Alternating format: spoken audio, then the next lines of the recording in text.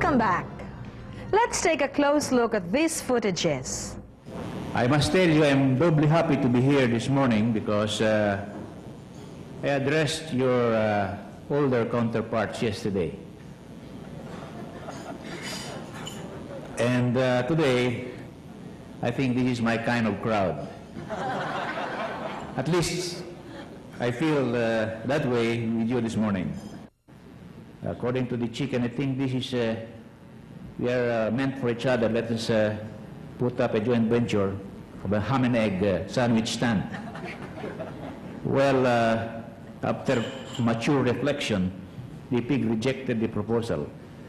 The pig told the chicken, you know, in your case, it is partial investment. In my case, it's total commitment.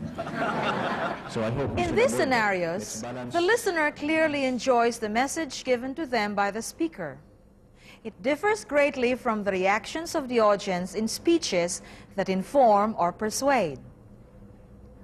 Communication abilities like these call for speeches that entertain. Usually, they are delivered during special occasions and gatherings, in both formal and informal situations. Unlike informative and persuasive speeches, which are serious in tone, the speech to entertain is characterized by these elements: lightness in tone, good humor, and fun. Should our students be taught to deliver entertainment speeches? Not really. But they ought to know how to include at least a bit of humor in their speeches. Humor in serious speeches helps the students relax, makes the speaker sound more human, and thereby helps the listeners accept the speaker's idea. What tips can we offer for our students to be effective in projecting humor? Since you and your students are not supposed to learn how to become stand-up comics, but to develop the essential skills to add bits of humor to your speeches, you can resort to the following basic techniques. Use yourself. One way is to kid yourself. If the chair of a meeting gives you a big build-up in introducing you, you might say something as in, "My goodness, even I can hardly wait to hear what I'm going to say." Surely, that's a stock line used often. Still, it usually gets a laugh or at least a smile. Or if you fumble a word or so, kid yourself. You might say this: "Let me try that again, in English." The second basic technique you and your students can use to project humor is to change the peg or the topic. The peg of the joke is the topic. Often, the topic can be changed so that a joke can be made to relate directly to the subject of the speech. Consider this story.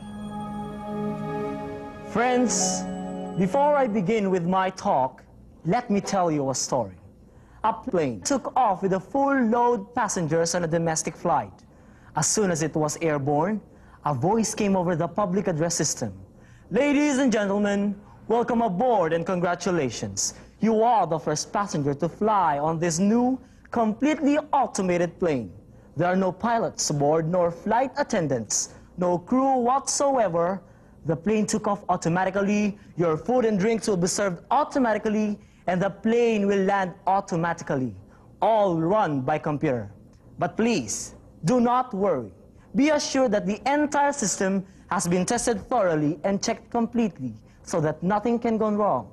Nothing can go wrong, nothing can go wrong." How did you like that? Wasn't that funny and ironic? Let's take up the third technique, and this is to build bridges.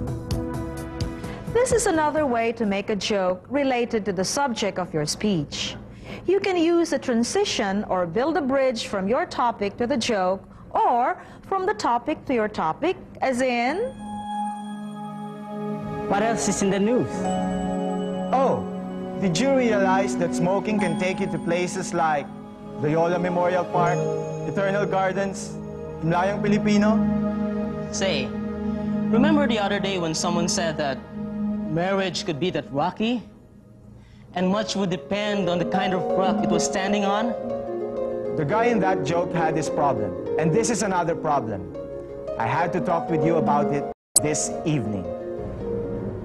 Such bridges may be built on pretty flimsy foundations at times, but their job is to give a sense of unity, not to establish proof. When we come back, we'll take up another way of classifying speeches.